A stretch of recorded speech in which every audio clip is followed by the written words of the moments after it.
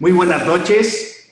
Son las 20 horas del día 14 de agosto del año 2020. Médicos Unidos les da la bienvenida y quiero presentar el tema de hoy. El tema de hoy se llama clinimetría, que nos indican los resultados de los diversos estudios clínicos. Este tema lo va a dar el maestro en salud pública, César Eduardo Luna Gurrola. Él es investigador, asesor, consultor metodológico y estadístico. Es revisor y autor de artículos científicos nacionales e internacionales. Es catedrático de pre- y posgrado y conferencista. Profesor titular de microbiología y salud pública, metodología de la investigación y bioestadística. Y tengo mucho gusto en cederle los micrófonos. Adelante, doctor. Muchísimas gracias, doctor. Buenas noches a todos. Gusto saludarles. Comienzo la presentación.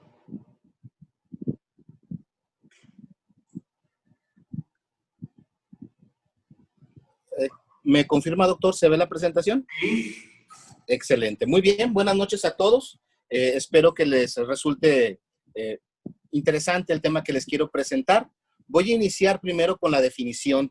Clinimetría, de repente, cuando lo mencionamos, puede sonar un poco raro o ambiguo, pero realmente todos los profesionales de la salud hacemos clinimetría. La clinimetría es la rama básica de la medicina encargada de la identificación, especificación y medición del fenómeno clínico humano. Es decir, cuando se explora a un paciente, cuando se hace un estudio de laboratorio, cuando se hace una imagen, cuando usamos cualquiera de las herramientas que tenemos como profesionales de la salud para evaluar un paciente, hacemos clinimetría. Y empiezo con esta frase. Cuando yo trabajé en el departamento de introducción a la clínica hace algunos 10 años, el jefe del departamento, que me llevaba fácil, más o menos unos 30 años, el doctor, decía que sus maestros le decían, si el laboratorio y o la imagen no concuerda con la clínica, entonces el laboratorio y obviamente imagen están equivocados.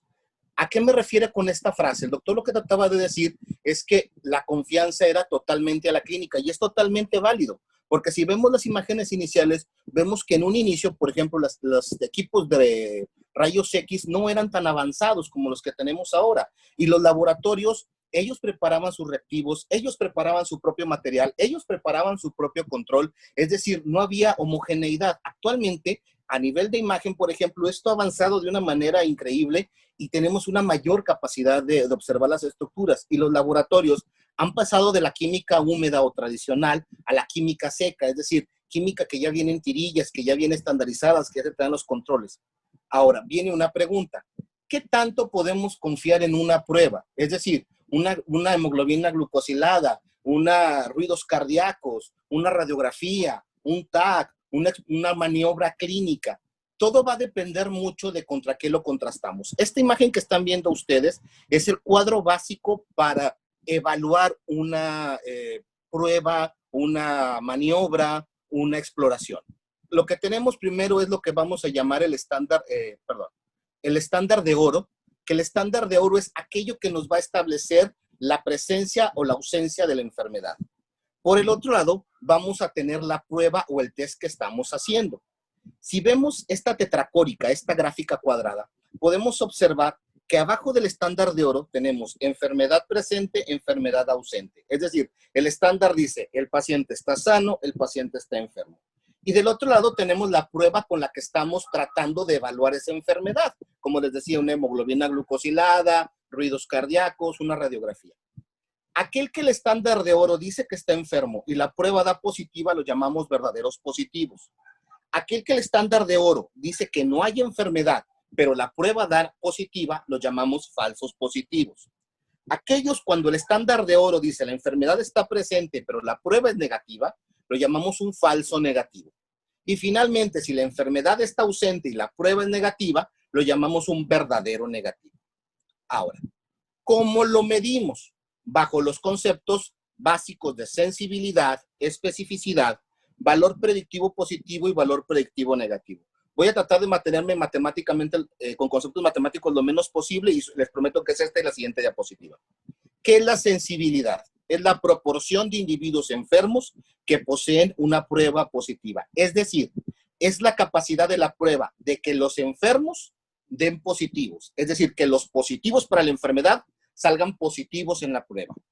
Especificidad es la proporción de individuos sin la enfermedad con una prueba negativa o normal. Es decir, que aquellos que no tienen la enfermedad, es decir, son negativos a la enfermedad, den negativos en la prueba. El siguiente concepto es el valor predictivo positivo. Proporción de individuos con una prueba positiva que presentan la enfermedad. Es decir, el grado en que la positividad de la prueba va a indicar la presencia de la enfermedad. Por su parte, el valor predictivo negativo es la proporción de sujetos con una prueba negativa que no van a presentar la enfermedad. Es decir, que la negatividad de la prueba indica la ausencia de la enfermedad. ¿Cómo se calcula? Muy sencillo, volvemos a la tetracórica que vimos hace un momento. Entonces, la sensibilidad son los verdaderos positivos entre los verdaderos positivos, es decir, aquellos que tienen la enfermedad presente y la prueba positiva, entre los verdaderos positivos y los falsos negativos. ¿Sí? Es decir, todo lo que realmente representa enfermedad, por eso la línea roja desciende. La especificidad van a ser los verdaderos negativos, que vamos a verlos con la letra D. ¿Se acuerdan que decíamos enfermedad ausente, prueba negativa? Entre el total de sanos o que no tienen la enfermedad, que sería la sumatoria de falsos positivos y verdaderos negativos. Por eso desciende en esa vertical. A nivel del valor predictivo positivo y negativo, vamos a ver que es los verdaderos positivos entre todos los que dieron positivos a la prueba y el valor, lo que el valor predictivo negativo son todos los verdaderos negativos entre todos los que dieron la prueba negativa. ¿Qué quiero decir con esto? La sensibilidad, vamos a manejarlo como que los positivos den positivo. Si yo hablo de que una prueba tiene una sensibilidad del 90%, quiere decir que 9 de cada 10 enfermos me van a dar positiva la prueba. Si yo hablo de una especificidad del 90%, estoy hablando que 9 de cada 10 personas sin enfermedad me van a dar negativa la prueba. Un valor predictivo positivo me va a decir, si hablo de 90, que en el 90% la positividad a la prueba me va a indicar la presencia de enfermedad y el negativo la ausencia de la enfermedad. Ok, aquí entramos a un punto importante. Hemos escuchado mucho pruebas de tamizaje y pruebas confirmatorias. ¿Qué cualidad tiene una prueba de tamizaje? Una prueba de tamizaje debe tener una alta sensibilidad. Es decir, que los positivos den positivos. No me importa si hay muchos falsos positivos. Eso no me interesa. ¿Por qué? Porque la prueba lo que quiere es que no se me vayan los verdaderamente enfermos. Si en ese paquete vienen sanos que están dando mal la prueba, no me importa. Después los descartaré. Lo que a mí me importa es que los enfermos no se me escapen. Y la segunda cualidad es que tiene que ser de bajo costo para poder hacerla como una prueba para cribar, para evaluar a la población de una manera rápida. Las pruebas confirmatorias frecuentemente son de alta especificidad porque ya cribé a los pacientes que están enfermos, ya tengo a los que según la prueba de tamizaje están enfermos, ahora voy a eliminar a los falsos positivos con una prueba de alta especificidad. El mejor ejemplo es la prueba de VIH. ¿Cuáles son las indicaciones? Hacemos el ELISA, que es una prueba de muy alta sensibilidad, que es una prueba de tamizaje. Si el paciente da positivo, se vuelve a realizar la prueba. Si el paciente da otra vez positivo la prueba, lo que se hace se pasa a Western Blot, que es una prueba confirmatoria, que tiene una alta especificidad. La intención es sacar, por ejemplo, aquellos pacientes con lupus o con otras enfermedades que pueden darnos un falso positivo. Hasta aquí la parte matemática. Les voy a mostrar algunos ejemplos. Por ejemplo, a nivel clínico, el método de palpación de Pérez para identificar bocio tiene una sensibilidad del 61% y una especificidad del 60%. Es decir, esta maniobra clínica, 6 de cada 10 personas con bocio la van a dar positiva y 6 de cada 10 personas sin bocio la van a dar negativa. Ruidos cardíacos, la exploración por ruidos cardíacos para soplos, la sensibilidad es del 70%. 7 de cada 10 personas con un soplo va a dar una alteración en ruidos cardíacos y una especificidad casi prácticamente del 100%. Es decir, si el paciente no escuchas que tenga una alteración mediante ruidos cardíacos, no los tiene. O sea, el 100% de los sanos dan negativa la prueba. A nivel de imagen, por ejemplo, si ustedes hacen una ecografía para identificar un neumotórax postraumático, la sensibilidad es del 97% y la especificidad es del casi también 95%, casi del 100%. ¿Qué nos está diciendo? Que en la ecografía, específicamente para el neumotórax postraumático, es capaz la prueba de identificar si está presente o ausente de una manera absoluta. Y lo que les decía hace un momento para cuestiones de laboratorio, observen cómo el ELISA para VIH tiene una sensibilidad del 96%, ¿sí? Porque a mí me interesa que tenga una alta sensibilidad. Lo de la especificidad del 100% está todavía un poco en discusión. Esto lo tomé de un artículo reciente. Depende mucho de los laboratorios y otras cuestiones. Pero lo que sí podemos hacer es que prácticamente toda persona que sea VIH positiva tenderá a dar positiva la prueba. De nuevo, el que dé positiva la prueba no significa que tenga VIH. Para eso hay que pasar a pruebas confirmatorias como el Western Blot. Y finalmente podemos ver, por ejemplo, para VDRL y sífilis, tiene una sensibilidad muy buena, casi 8 de cada 10 personas con sífilis nos van a dar un VDRL positivo, pero nos permite descartar a personas sin sífilis casi en su totalidad. Ahora hablemos de una misma patología. Es decir, ahorita vimos distintas patologías, pero ¿qué pasa sobre una misma patología? Tenemos muchas técnicas para poder abordarlo. Me voy a centrar primero, por ejemplo, en la identificación de Mycobacterium tuberculosis. La baciloscopía tiene una sensibilidad del 65%, es decir, 7 de cada 10 baciloscopías que tengan a la gente van a dar positiva la baciloscopía. Y una especificidad del 100%, es decir, esta prueba nos puede diferenciar perfectamente a sanos. El cultivo, por su parte, sube la sensibilidad hasta un 80%. 8 de cada 10 personas que tengan la tuberculosis van a dar positivo por cultivo y también nos permite prácticamente descartar a los sanos. El PCR, aunque muchas veces le damos mucho valor y decimos es que las pruebas genéticas tienen una alta sensibilidad, dependen mucho de otros factores que mencionaremos más adelante, pero para tuberculosis su sensibilidad es del 80% y la especificidad es del 97%. Entonces, ahí es donde muchas veces uno dice, por eso nos quedamos en baciloscopía, y si el paciente con el cuadro y la baciloscopía sale negativa a cruces, pues lo mandas a un cultivo. Rara vez recurres al PCR porque prácticamente el cultivo y el PCR tienen la misma capacidad diagnóstica. Vamos, por ejemplo, con la neumonía. Si un paciente tiene una neumonía y ustedes piden una radiografía simple, tendrá una sensibilidad del 67%, es decir, 7 de cada 10 pacientes con neumonía van a dar una alteración radiográfica simple. Mientras que en el caso de los pacientes que no tengan neumonía, 9 de cada 10 veces no va a haber una positividad en la imagen radiológica.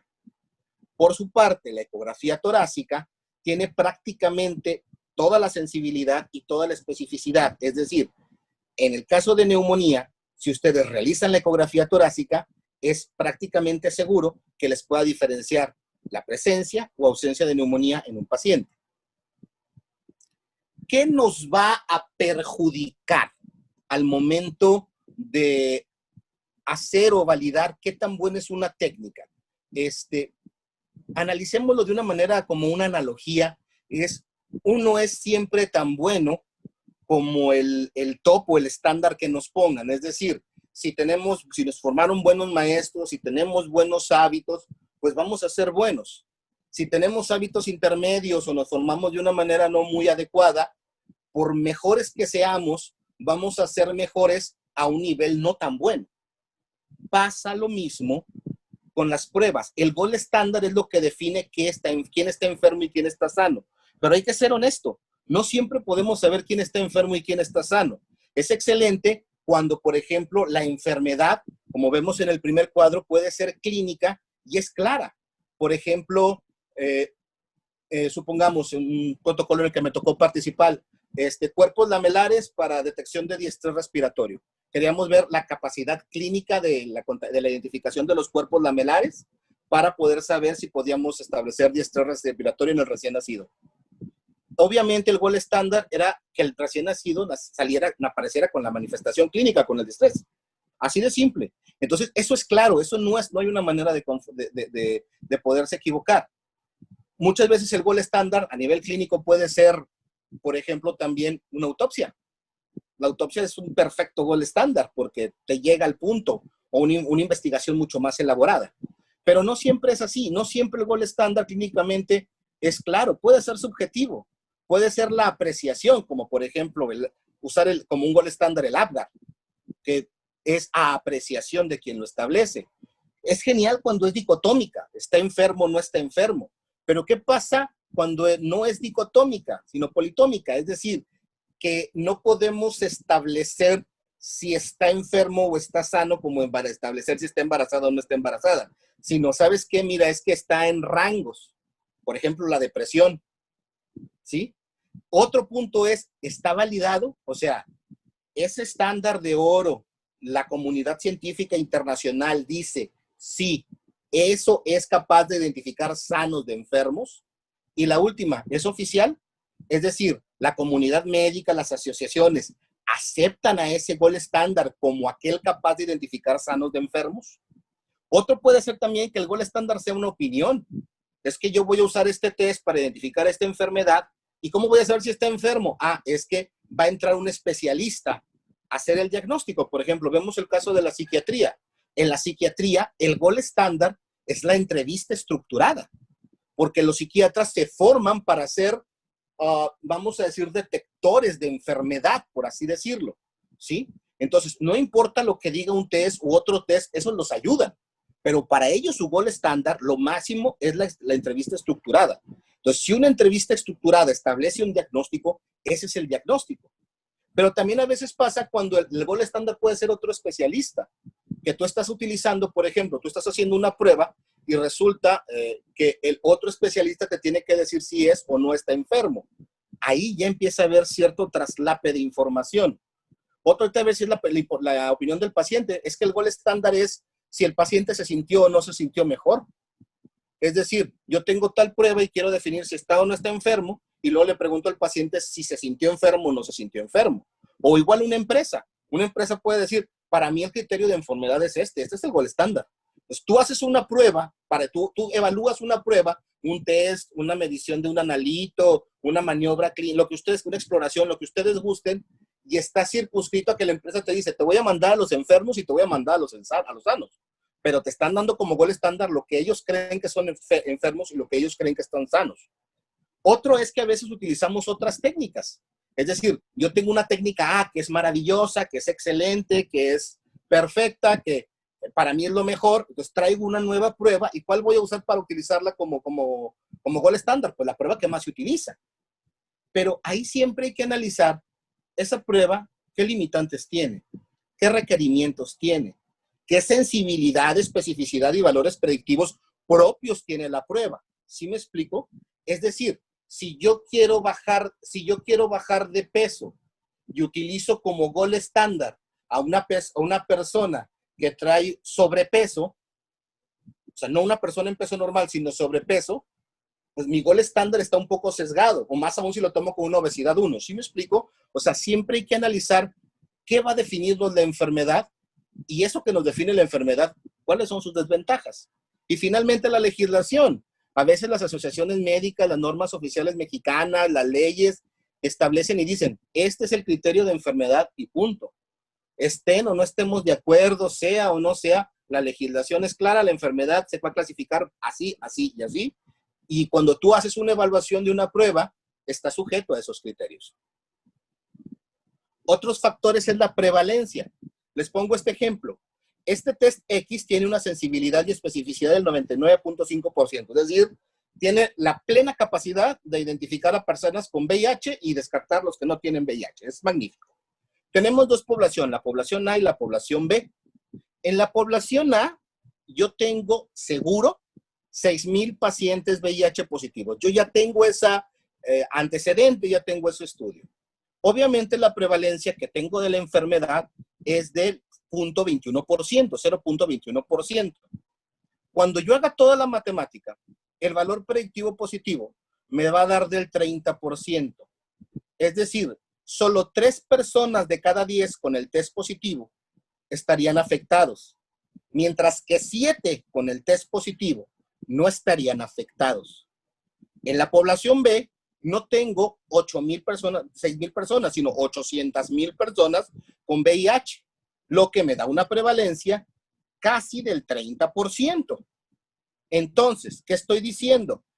Al calcularla, el valor predictivo positivo, igual que arriba, ya aumentó a un 98.7%. Entonces, prácticamente todos los que den el test positivo estarían enfermos. Pero es la misma prueba, es el test X. El test no cambió, no se modificó nada, mismos reactivos, mismos criterios, mismos tiempos. Observen cómo la prevalencia de una enfermedad puede hacer que un test que es muy bueno en África no sirva en México, o una prueba que sea maravillosa en México no sirva en Estados Unidos, porque está en consideración a la prevalencia de la enfermedad. Otro factor que tenemos es siempre el costo.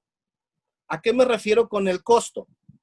Por ejemplo, para identificar VPH, la prueba de Papa Nicolau nos da una sensibilidad del 68%, pero la realidad es que al revisar la literatura, hay algunos autores que establecen un 41 y hay algunos que llegan hasta 75. ¿Por qué esa variabilidad? Porque depende de qué técnica de Papa Nicolau utilicen, es decir, las variantes que puedan existir en la técnica, pero también de manera muy importante, ¿qué usaron como gol estándar para identificar VPH?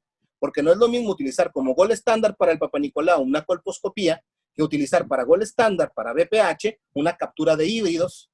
Y luego todavía hay que ver si fue captura de híbridos de primera generación, de segunda generación o de tercera generación. Entonces, por eso vemos esta sensibilidad y una especificidad del 85%. La colposcopía nos está dando resultados más o menos similares, aunque los autores tienden a darle mayor importancia a esta sensibilidad porque es una cuestión visual. Pero claro, va a estar en función de la experiencia del colposcopista. ¿Qué tanta experiencia tiene viendo imágenes e identificando? Y la captura de híbridos prácticamente es magnífica. Nos permite identificar VPH positivos y negativos. Pero entonces, si Papa Nicolau no es tan bueno, si Papa Nicolau no nos está dando esa seguridad, ¿por qué lo usamos? Porque el costo de un Papa Nicolau en cuestión de insumos y personal puede ir desde los 35 pesos a los 144 pesos en la inversión. Obviamente, si tienes un laboratorio grande y recibes una gran cantidad de muestras, el costo unitario baja. Entonces, no tengo dinero para estar realizando pruebas costosas como colposcopía, que además requiere un equipo, que además requiere personal capacitado, o captura de híbridos, que además de que los requerimientos en material y en insumos son caros, ocupo también gente especializada en el manejo de esas técnicas. Entonces, los sistemas de salud se van al Papa Nicolau para identificar el VPH. Claro, ¿qué es lo que se hace? Se buscan antecedentes epidemiológicos en la paciente, se busca la presencia de factores de riesgo y se trata de hacer varias veces la prueba.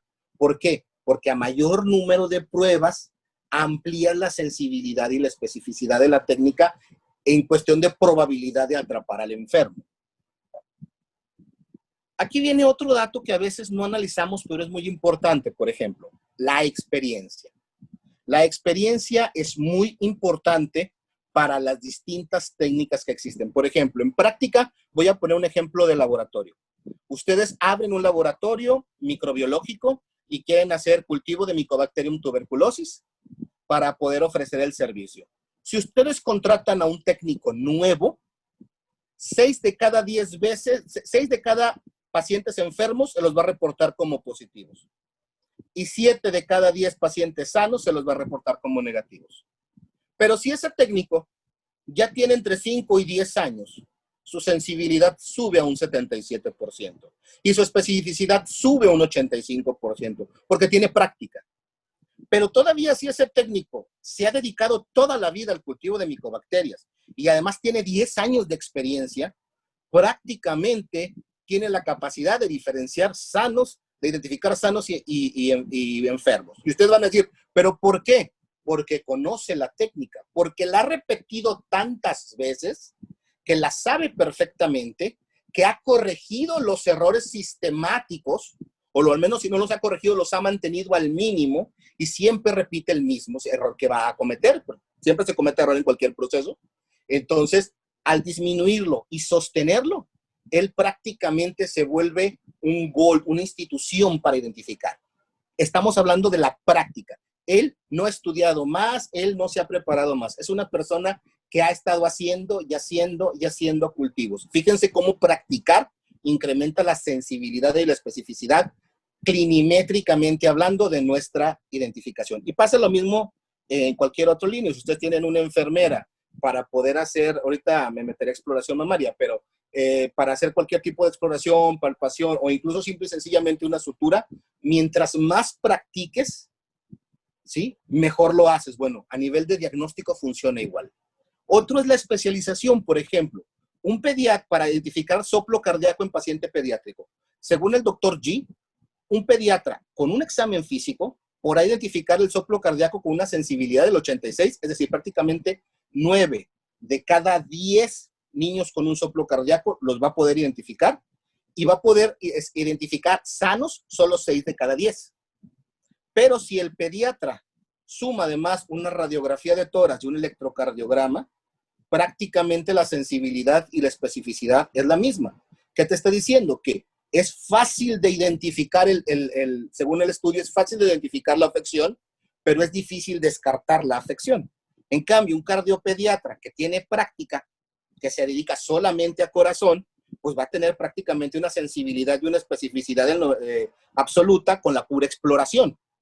¿Qué nos quiere decir esto? Esto nos está demostrando, o sí, que la práctica importa, pero también este tipo de estudios nos demuestra que perfectamente un pediatra con un examen físico y aplicando una radiografía de tórax y un electrocardiograma puede ser tan eficiente como podría ser un cardiopediatra en caso de no tener acceso a él. Pasemos ahora a la formación. Una mujer inexperta que se autoexplora las mamas va a tener una sensibilidad entre el 25 y 27%. Es decir, una de cada 5 veces va a poder identificar una alteración en sus mamas. Y solamente la mitad de las veces va a poder identificar que el seno está normal. Si ya es una mujer más experta, que ha hecho más autoexploración de mama, una mujer más madura y que constantemente se está evaluando, ¿sí? La sensibilidad casi se duplica. Y la especificidad también. Claro, estamos hablando que una mujer tiene la capacidad de identificar masas de alrededor de 0.5 a 1 centímetros, ¿sí? Mientras que un profesional de la salud inexperto, por ejemplo, una enfermera recién graduada, un residente recién graduado, un médico recién egresado, un pasante, va a tener mucho mejor, obviamente, clinimetría que una mujer inexperta, porque va a tener una sensibilidad del 50 y una especificidad del 80, es decir, de cada 2 enfermas, una la va a identificar y prácticamente va a poder identificar a todas las sanas, ¿sí? O sea, tiene la misma sensibilidad de una mujer con experiencia, pero tiene una mejor especificidad, tiene una especificidad similar, vamos a decir que es similar, porque hay está inexperto, pero conoce la anatomía, conoce las técnicas, aplica la técnica corrientemente, si tuvo una formación. Pero si ustedes ponen a un médico ya dedicado a eso, un ginecólogo especialista, una enfermera dedicada nada más, como por ejemplo muchos centros de salud tienen una enfermera que está exclusivamente dedicada a la exploración mamaria, la sensibilidad es casi del 70%. O sea, prácticamente 7 de cada 10 mujeres con alteración va a poder identificarlas, pero prácticamente a todas las sanas las va a poder descartar. ¿Sí me explico? Por eso de repente uno tiene que considerar cuando mandas a alguien a realizar algo. Te llega un pasante nuevo y tú le dices, te voy a mandar a hacer exploración mamaria. ¿Qué experiencia tiene él haciendo exploración mamaria? ¿Cuántas mamas ha explorado él durante su formación? ¿Sí me explico? Entonces, muy diferente que cuando tienes una enfermera, que es lo más común que he visto es tener una enfermera dedicada a esa exploración. Y el error es moverla. No es que vamos a hacer un sistema rotativo porque Recursos Humanos decidió que tenemos que hacer una rotación de personal y esa enfermera que tengo haciendo exploración mamaria, que ha explorado cientos y cientos y cientos de mamas, la voy a mandar a otro lugar donde no tiene experiencia, donde su capacidad clinimétrica va a disminuir y voy a meter a alguien que a lo mejor tenía una alta clinimetría donde estaba y ahora va a estar inferior. Por eso hay que tener mucho cuidado con ese tipo de situaciones porque a veces las rotaciones de personal pueden ser buenas en las empresas, pero no siempre en los sistemas de salud. Y aquí es donde quería llegar un poquito de todo esto. Cuando me tocó la invitación al segundo foro, hubo muchas preguntas después de más pruebas. Hay que hacer más pruebas, más pruebas, más pruebas. Muy bien, analicemos las pruebas para coronavirus. Primero que nada, estamos hablando de un nuevo virus. Es una nueva viremia. Conocemos los coronavirus, conocemos a la familia SARS, tenemos idea de lo que quieran, pero este virus no lo conocemos. Su cambio, su mutación. ¿Es que lo mismo con H1N1? Sí, pero con H1N1 se siguió manteniendo como virus de la influenza, era más intenso, daba sintomatología más agresiva, pero seguía teniendo sus comportamientos virales. Este nuevo virus no se parece al síndrome respiratorio agudo severo que vimos por los 90, perdón, por los 2000. No se parece absolutamente nada, tuvo un cambio muy amplio. Segundo, la sintomatología es inespecífica. ¿Qué es lo que le decimos al paciente? Tos seca, fiebre, dificultad respiratoria o debilidad por falta de oxígeno. Oye, es que me duele la garganta. Bueno, pues sí ha habido casos que les duele la garganta. Oye, es que tengo diarrea. Bueno, es que sí ha habido casos que tienen diarrea. Oye, es que no me dio una fiebre tan alta, pero sí traigo una de... Bueno, es que sí también ha habido casos. Porque el virus nos está pescando que no tiene una sintomatología muy clara. Es un virus salvaje, es un virus silvestre. Y entonces, ya de ahí tenemos un problema para identificarlo, porque ni lo conocemos, ni su clínica es clara. O sea, no podemos tener un gold estándar clínico. ¿Qué es lo que vamos a confiar? En las técnicas de laboratorio. Perfecto. ¿Cuál es el gold estándar para coronavirus? Es el PCR. ¿Qué factores lo afectan? La experiencia del que lo toma. ¿Cuántas tomas ha hecho el médico que esté haciendo la toma para coronavirus? ¿Por qué? Porque si es la nasal, tienes que saber hasta dónde llegar. Y hay que saber hacer la toma. Y luego lo segundo, mandas la muestra al laboratorio. Y muchos laboratorios dijeron, oigan, yo quiero ofrecer la prueba también. Gobierno, mira, yo voy a ofrecer también la prueba de PCR. Y la pregunta es, tus químicos, tus técnicos, ¿cuántos PCRs han hecho? Entiendo los institutos nacionales, entiendo las universidades, entiendo las clínicas grandes que tenían implementada la técnica de RT-PCR. Pero los laboratorios nuevos, que lo único que hicieron fue ir a comprar los kits y los equipos necesarios para hacer la prueba, ¿qué experiencia tienen sus químicos? ¿Qué experiencia tienen sus técnicos? Otro factor, tiempo. ¿Cuándo da positivo el PCR? 2 días antes de iniciar los síntomas y hasta 7 días de iniciados los síntomas. Vean la gráfica de la derecha. Después de esos 7 días, el material genético baja. ¿Por qué? No sabemos. Hay teorías que si el virus se mantiene dentro de la célula, lo que ustedes quieran. Pero después de 7 días ya no es tan eficiente. Si me hago la prueba de PCR, lo más posible es que dé negativo. Después, si mis síntomas empezaron el día 0 y voy y me hago la prueba el día 9, lo más posible es que el PCR lo dé negativo. ¿Cuál es la sensibilidad del PCR? Depende de la muestra. La muestra es esputo, es del 90%. Es la nasal, es del 70%. Es la de orofaringe, es el 60%. Fíjense cómo va a depender, y a eso todavía hay que sumarle la experiencia de la toma, la experiencia del proceso y el tiempo de iniciado los síntomas. Y luego viene la especificidad. Sí, si la prueba te da negativa, en teoría debes estar sano. Pero claro, depende de la experiencia de la toma, la experiencia del proceso y el momento en el que te lo hagas. Vamos con las pruebas de antígenos. Da positivo los primeros 7 días de inicio de sintomatología. Y esa positividad solo puede identificar los 6 de cada 10. ¿Sí? Mientras que los anticuerpos tienen una sensibilidad del 88% y una especificidad del 90%. Sí, pero vean cómo se está comportando, por ejemplo, IgM. Estamos viendo que empieza, considerando el tiempo 0, ¿sí? El día de inicio de sintomatología. Observen cómo apenas empieza a subir. Igual pasa con la IgG. La pregunta es, con un gol estándar tan perjudicial, porque obviamente el test 2 y el test 1 se compararon con el PCR. Para empezar, ya anticuerpos y antígenos traen sus limitantes. Ya anticuerpos y antígenos traen sus deficiencias. Y a eso se le tiene que sumar la deficiencia de aquel que dijo está enfermo o está sano, del gol estándar, del RT-PCR. Entonces, es por eso que no siempre podemos confiar en las pruebas, que de repente dicen, es que yo tengo pacientes que me han dado 2, 3 veces la prueba negativa de PCR y la prueba de anticuerpos y la prueba de antígenos y tiene una manifestación clínica. Confía en la manifestación clínica. O sea, la verdad es que la clínica es inespecífica, pero también los estudios de laboratorio resultan un poco inespecíficos porque tiene sus limitantes y aparte, lo mejor que tenemos para identificarlo, tiene muchas limitantes. Quiero concluir ya para terminar pronto, bajo este concepto. El médico es el que hace el diagnóstico.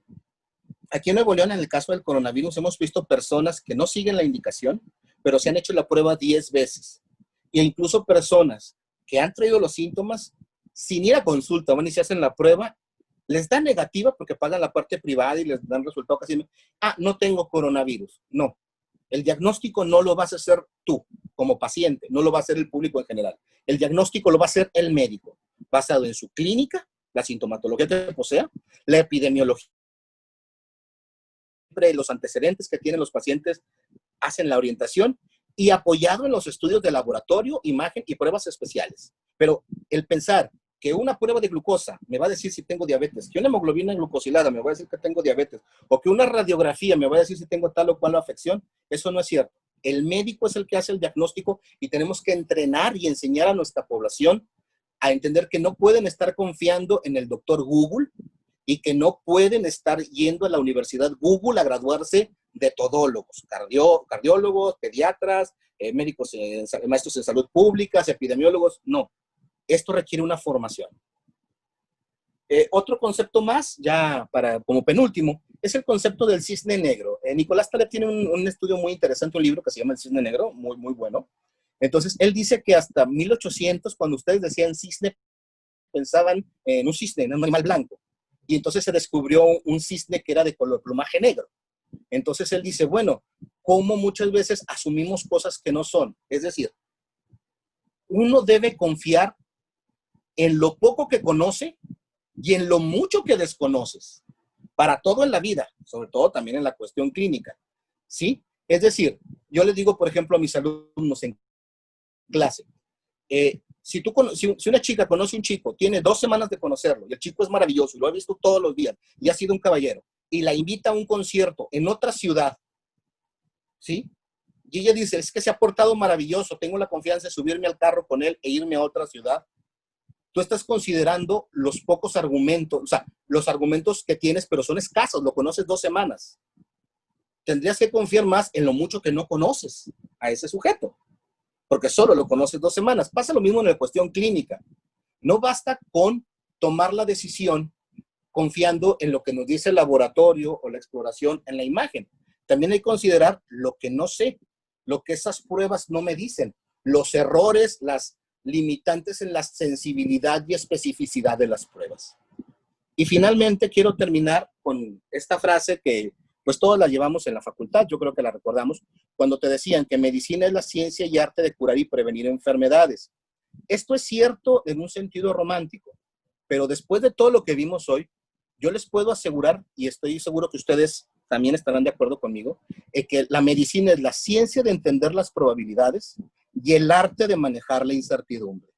Es decir, cuando nos enfrentamos a un dilema médico, a una problemática, a una enfermedad, siempre trabajamos de lo más probable a lo más improbable y tenemos como profesionales de la salud la capacidad de manejar esa incertidumbre para tratar de asegurar que siempre sea la mejor atención. Por mi parte es todo. Muchas gracias.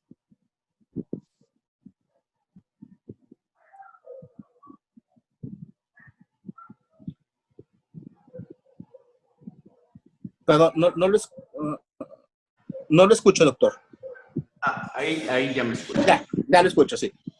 Pues una plática que yo creo que se va a prestar para la polémica.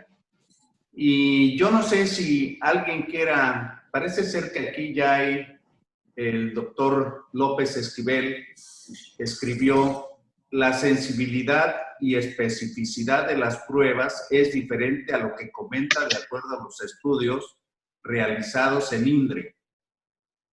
De las pruebas de coronavirus. Sí.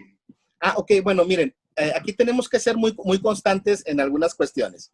Primero que nada, tendría usted que averiguar, doctor, no ahorita, si yo les preguntara, denme la manifestación clínica exacta del coronavirus, nadie me la puede dar, porque está variando. Y si yo les pregunto cuáles van a ser las complicaciones a futuro, tampoco me las van a poder entregar por una sencilla razón, que actualmente estamos viendo que queda afectado el corazón, no sabemos si va a mantenerse, si no se va a mantener. Es decir, hay muchos factores que están variando, ¿sí? Yo sé que el INDRE va a dar otros valores y esos valores van a estar circunscritos a las pruebas que usaron como gol estándar y van a estar circunscritos a la cantidad de pacientes que tomaron para poder determinar esas variables y van a estar circunscritos a la experiencia del que procesó lo tiempo. El INDRE es una institución magnífica y no dudo que sus factores clinimétricos sean muchos mejores que los de otras personas, pero eso no lo podemos decir de cualquier laboratorio. El doctor López Esquivel nuevamente escribe aquí que qué ha pasado con los artículos publicados en Lancet y Science. Sobre, Con coronavirus.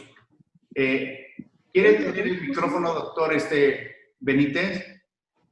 Perdón, el doctor López Esquivel. Sí, buenas noches. ¿Sí me escuchan? Buenas noches, doctor. Sí. Bueno, mire, doctor, me presento. Soy el doctor José López, soy infectólogo, pediatra, pero soy encargado de la clínica, bueno, soy de jefe de infectología clínica del ISSSTE.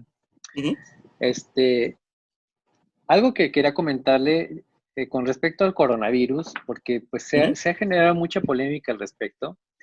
Finalmente, lo único nuevo que tiene este coronavirus es su capacidad que tiene de propagación. Es lo único nuevo, porque todo lo demás ya lo conocemos.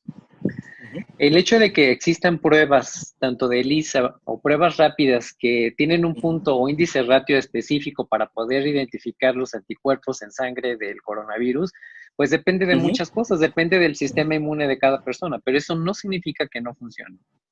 Ahora, la PCR, no. Usted comentaba ahí que pues depende mucho inclusive de cómo se toma la muestra, precisamente, o sea, o quién la toma, o el expertise que tengas tú para poder hacerlo. Estoy completamente de acuerdo con usted en esto, pero lo que no estoy de acuerdo, porque le digo yo lo hago en forma habitual, es que la carga viral disminuya dependiendo de, o sea, si pasan después de los 7 días. Eso no es cierto. Ya hemos visto, inclusive yo en el chat general les puse un artículo de inclusive las variabilidades que existen sobre las cargas virales en cuanto a pacientes pediátricos, en algunos pacientes adultos, inclusive en cómo va cambiando el comportamiento clínico en los pacientes de acuerdo a los factores genéticos, porque ya sabemos que son factores genéticos los más importantes, más que los factores ambientales como obesidad, hipertensión, diabetes, etcétera. Entonces, eso ya se sabe, por eso le puse ahí, está publicado, hay un artículo muy interesante en la revista de Science, que son casi 32 hojas en donde ponen todas las variables genéticas que pueden estar relacionadas con la presentación clínica del virus. Y hablando específicamente de la prueba, lo que usted ponía ahí, una prueba de IgG, IgM con los anticuerpos que ahorita ya tenemos disponibles aquí en México y que los distribuye Cabla a través de varios de los laboratorios que los hacen aquí. Usted puede identificar anticuerpos positivos IgM desde el tercer día después del contagio y pueden permanecer casi 2 semanas después. ¿Qué significa? Que esa prueba de IgM puede hablarme de 2 semanas atrás. Y cuando se hace IgM, IgG, me puede hablar hasta de 3 semanas atrás porque esos se hacen positivos a partir del día 7.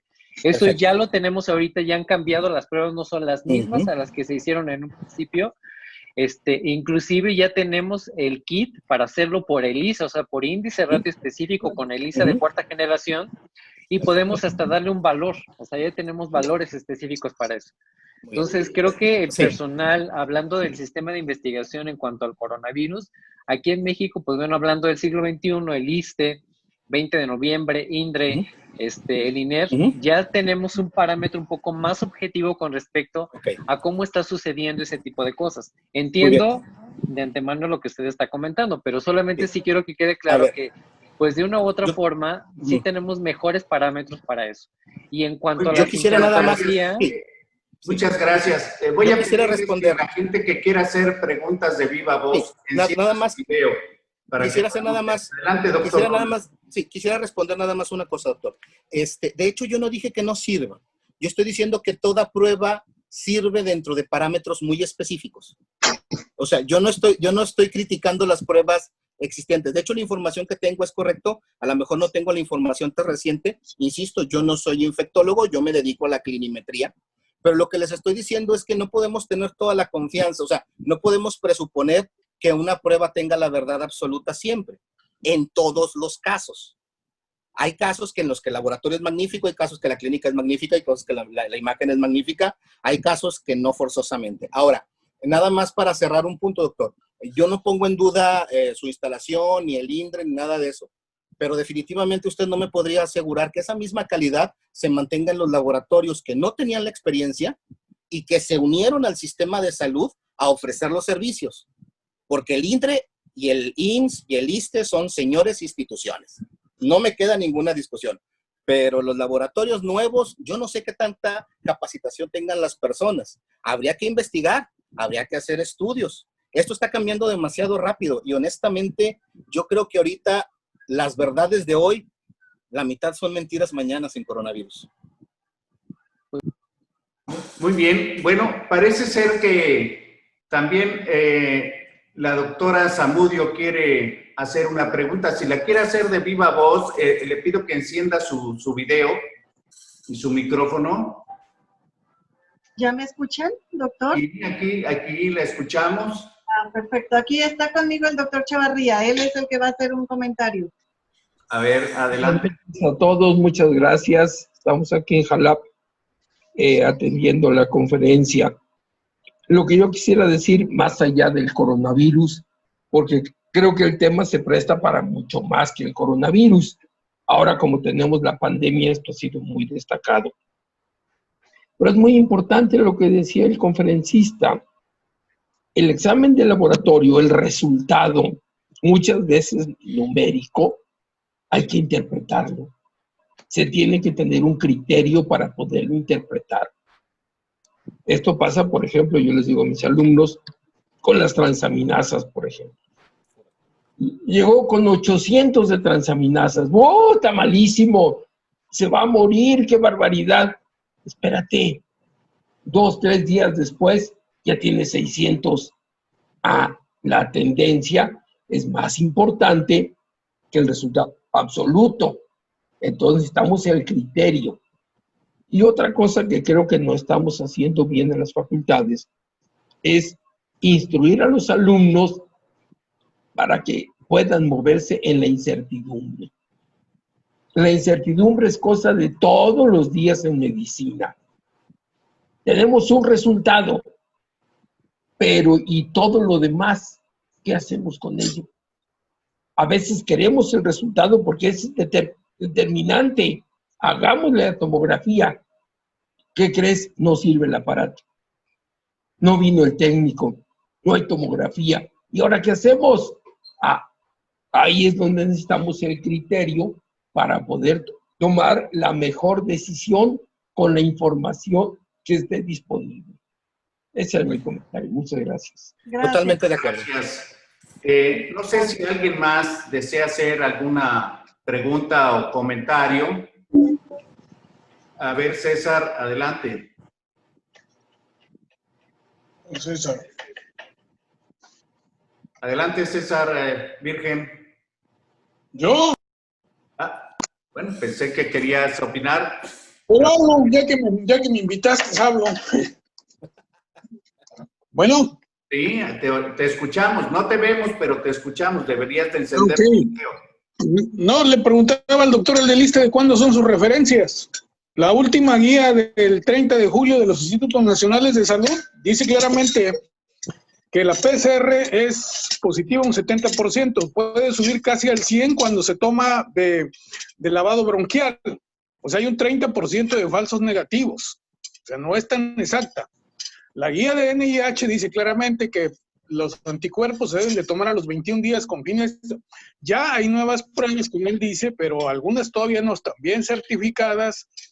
Todavía el CDC hace unos días decía que pues nada más las de Roche, no me acuerdo de la otra marca, las pruebas rápidas que sí son mejores para el tercer mundo o para el mediano mundo, como seríamos nosotros, porque son más rápidas, no necesitan gente tan especializada y nos podrían ayudar a determinar mejor los casos.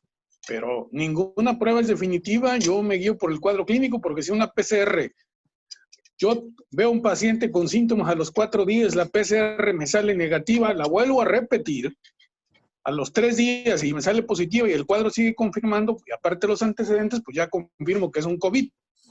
Y dependiendo de eso va a ser la evolución.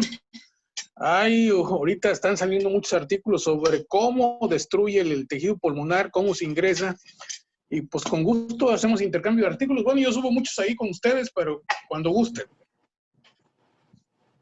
Bueno, mi comentario, si me lo permite, es que finalmente el hecho de que una PCR salga positiva o negativa, pues primero tendremos que entender una cosa muy básica con respecto a la PCR.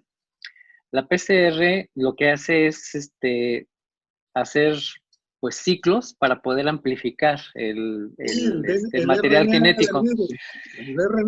Aquí en México, lamentablemente, una de las cosas que hizo pues COFEPRIS y la Secretaría de Salubridad General fue que solamente se hicieran entre 40 y 50 ciclos para una PCR en tiempo real, específicamente hablando de coronavirus. Sin embargo, nos hemos dado cuenta de que a veces en algunos pacientes la carga es tan baja que hacer 40 ciclos es muy poco. Entonces, de acuerdo al termociclador que tengamos, que todos los termocicladores actualmente, todos pueden hacer hasta más de 200 ciclos. Entonces, ahí sí estoy de acuerdo con usted, dependiendo del tipo de muestra, es cómo se procesa.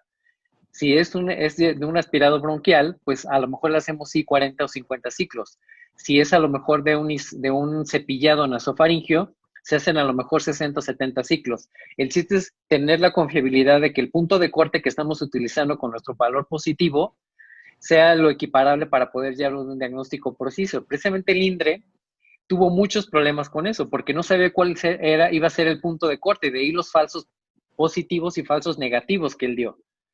Y se dio cuenta de que realmente estaba ampliando demasiado los puntos de corte en lugar de hacer una media y a partir de ahí identificar a los casos positivos. Por eso es de que muchos pacientes que realmente eran positivos se daban como negativos en un inicio, pero la razón de eso no es por la técnica, sino por el número de ciclos que se consideró de acuerdo a lo que la Secretaría había dicho. Pero eso fue un error. Lamentablemente fue un error que se dieron cuenta conforme pasaron los meses. Entonces, ahorita... Sí, doctor López. Es justo lo que le decía, doctor. No podemos decir que no sirve, pero tampoco podemos decir que sirve. Es decir, sirve o tiene una funcionalidad dentro de parámetros. ¿Sí me explico? Mi problema es, o mi comentario va, a cuando confiamos, como decía ahorita el doctor, sobreconfiamos en la técnica, sobreconfiamos en la clínica, sobreconfiamos en el instrumento, en la técnica de termociclas, como del termociclador, como decía usted. O sea, realmente la clínica se hace a través de una serie de datos que tenemos que entender. Entonces, hay que confiar en las herramientas dentro de sus parámetros clinimétricos. Muy bien. No sé si alguien más quiera hacer un comentario o hacer una pregunta, pero yo quisiera recalcar, ahorita en lo que se decide alguien, que a lo mejor como soy un médico viejo ya, yo sigo pensando que la clínica es lo más importante. Y creo que todos podemos reconocer que hemos dejado de ser clínicos. Y ahora tal parece que descargamos esa responsabilidad de establecer un diagnóstico clínico en una serie de exámenes de laboratorio que, claro, son importantes, pero yo diría, en el caso del coronavirus, que veo que es donde hay más polémica, si el paciente ha tenido contacto, si está en una edad de riesgo, si sigue con movilidad, si no utiliza el cubrebocas, el síntoma que tenga en una pandemia, pues para mí es coronavirus hasta que no se demuestre lo contrario. No necesito una PCR, nada. Ahora, también depende, como lo dijo el doctor Luna, en qué momento se va a enviar a hacer la prueba. Si se envía a los 4 días, como se mencionó por ahí, pues lo más seguro es que va a salir negativa. Para que salga positiva hay que mandarla después de la primera semana. Pero a veces hay pacientes que a la semana de evolución pues ya están graves. Entonces no puedo estar esperanzándome a una prueba para tomar decisiones. Yo creo que ese es el valor más importante del médico cuando es clínico. Y variando un poco para no quedar solamente con el rotavirus, ahí se mencionó dentro de lo que mencionó el doctor Luna, la especificidad de la tuberculosis. Seguimos siendo un país con tuberculosis. Y ahora con la falta de atención de otros padecimientos que no es coronavirus, pues se han dejado de hacer muestreos, investigaciones, controles, etcétera, muchos padecimientos, entre ellos la tuberculosis. Y menciono la tuberculosis porque parece ser que es la enfermedad reemergente más importante. Y desgraciadamente, los médicos, sobre todo los médicos jóvenes, no tienen la menor idea de cómo diagnosticar una tuberculosis. Entonces, y el diagnóstico de la tuberculosis es verdaderamente clínico. O sea, y yo creo que es válido ante una sospecha, pues dar un tratamiento de prueba, que también está muy aceptado, pero ahí se mencionaba y es parte de mi situación de, bueno, ¿para qué pedimos VAR? Como usted mencionó ahí, doctor, el valor de una PCR para tuberculosis. Entonces, pues, ¿para qué pedimos VAR? A lo mejor el valor del VAR o un cultivo de Lowenstein tenga valor en un paciente que sea un Mycobacterium resistente a los antifímicos, con una mala evolución, cavitado, grave, etcétera, con una tuberculosis activa, progresiva y que no logramos un control. Pero un paciente tuberculoso lo primero que necesita es sospechar, dar un tratamiento como debe de ser, que tenga la persistencia de seguir el tratamiento, y yo diría que arriba del 90% les va bien, teniendo esos parámetros. Y quiero insistir porque no solamente con la tuberculosis, es muy común que médicos recién egresados o en laboratorios o la gente por sí sola va y se hace pruebas de reacciones febriles que no se mencionó, yo estaba esperando eso, y entonces ellos se diagnostican tifoidea. Y ahorita que estamos hablando de los diagnósticos y los usos y abusos, diría yo, de los estudios paraclínicos, pues yo veo que ese es algo, una práctica terriblemente común. El paciente que dice, no, pues yo he tenido tifoidea 2 veces porque me ha salido un antígeno con 160 y el otro también con 160, y etcétera. Bueno, entonces, pues no se aprendió a interpretar los estudios de laboratorio para diagnosticar una enfermedad. Entonces, yo creo que es muy complejo. Ahorita, claro, todos estamos preocupados con el coronavirus, pero yo quisiera hacerles la invitación de que debemos de ser un poco más clínicos, situarnos en el momento que estamos viviendo. No tengo que andar buscando cosas raras si lo común o lo peligroso o lo de moda, pues es el coronavirus. Entonces yo diría, los pacientes que yo vea, si traen 1, 2 síntomas, 3, pues es coronavirus hasta que yo no demuestre lo contrario. Entonces debe de haber un ejercicio de responsabilidad, de vigilancia del paciente para ir tomando las decisiones de acuerdo a la evolución que tenga. Y si aparte no le podemos hacer una prueba, seguramente que vamos a confirmar el diagnóstico y de todas maneras vamos a seguir vigilando la evolución y irnos anteponiendo a los eventos que se pueden suceder y salvar vidas posiblemente. Bueno, por aquí pregúntense, el criterio de los resultados de laboratorio y gabinete. Muy buena ponencia y felicidades a los diferentes participantes. Muchas gracias. ¿Alguien más quiere hacer un comentario o alguna pregunta? ¿No? Doctor, ¿usted quiere agregar algo, doctor Luna? No, pues por mi parte sería todo. Como usted dice, doctor, concuerdo con usted. Es importante tomar todo en consideración, ver la suma de los factores, entender que el imagen, el laboratorio no hace el diagnóstico, incluso la clínica puede llegar a tener algunos limitantes, pero en la mezcla de todo, concatenar todos esos factores le permiten al médico, que es quien debe hacer el diagnóstico. Pues muy bien, ha sido una plática que ha despertado muchas inquietudes, al menos en mí, yo creo que en la mayoría de los que asistimos a esta plática, y ahora seguramente pues vendrán más inquietudes de cómo volvernos mejores clínicos, pedir los estudios, darle el valor que debe de tener. Correcto. Vamos, se me siguen ocurriendo cosas, pero hay diabéticos que dicen, yo no soy diabético porque me hice una glicemia en ayuno y me salió de 90. Y luego otro que dice, no, pues yo tengo una hemoglobina glucosilada de 5 y me dijeron que no soy diabético, pero se levanta 3 veces en la noche a orinar y come 7 veces al día y se toma 5 litros de agua. En fin, yo creo que la clínica siempre va a ser lo más importante en el médico. Pues quiero felicitarlo, Gracias, doctor.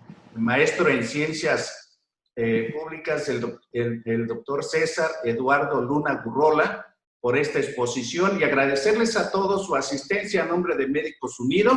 Damos por concluida esta conferencia. Gracias. Gracias a todos.